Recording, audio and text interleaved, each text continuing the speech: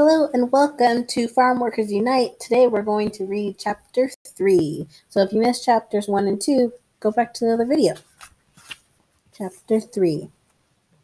Time for a Change. Unionization.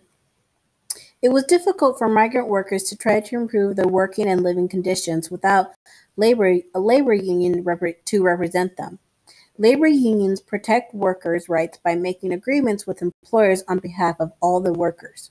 These agreements, or contracts, ensure that the rules of working are fair and all workers are treated equally.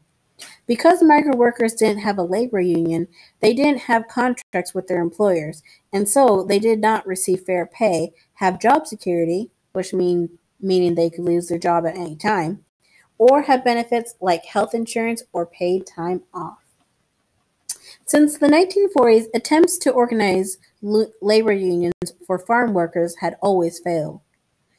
Migrant workers didn't stay in one place long enough to have the chance to get to know one another,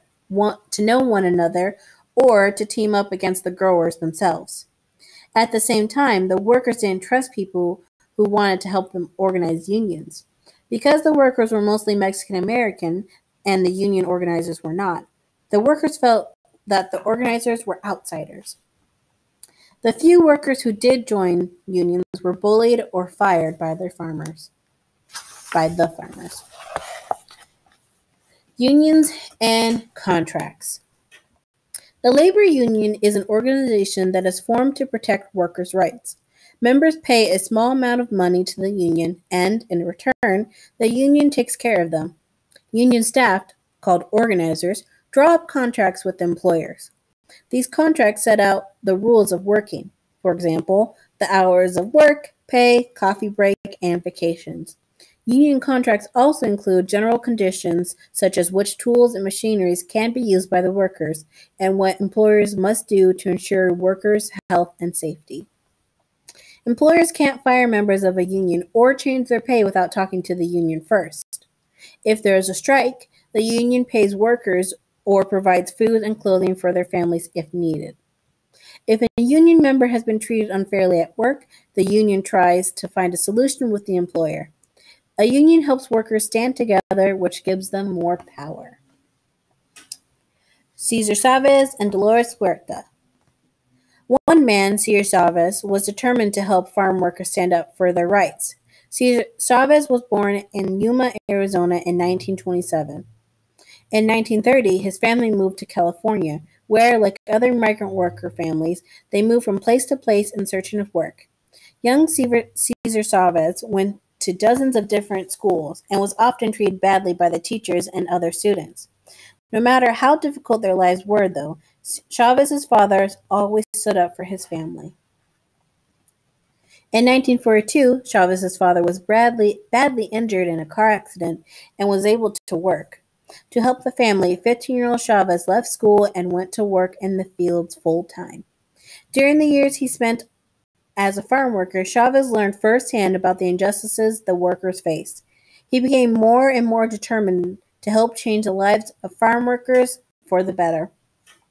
In early 1950s, he left farm work to fight for workers' rights. In 1952, Chavez became an organizer for the Community Service Organization, a group in San Jose, California, that helped Mexican migrant workers improve their working conditions and living conditions.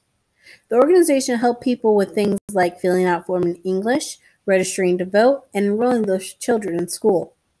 Through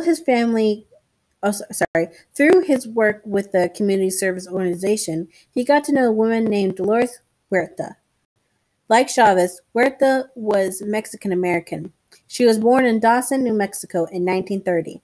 When she was 3, she moved with her mother and 2 brothers to California.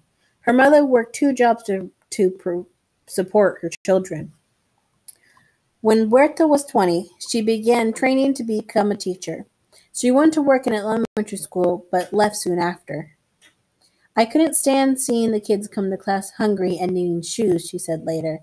"I thought I could do more by organizing farm workers than by trying to teach their hungry children." After she left teaching, Huerta looked for ways to help set up health and education program for struggling workers and their families. In 1955, she started at the Office of Community Service Organization in Stockton, California. In 1960, Huerta began working with a labor union called the Agricultural Workers Organization Committee, AWOC. The union was trying to help farm workers and their families in Northern California. Huerta wasn't happy working with the AWOC because she didn't think the leaders, who had never lived the life of a migrant worker, really understood the workers. At around the same time, Chavez was beginning to realize that the best way to make real change for farm workers was to get them to organize their own labor union. When Huerta heard Chavez's plan, she was excited and wanted to be a part of it.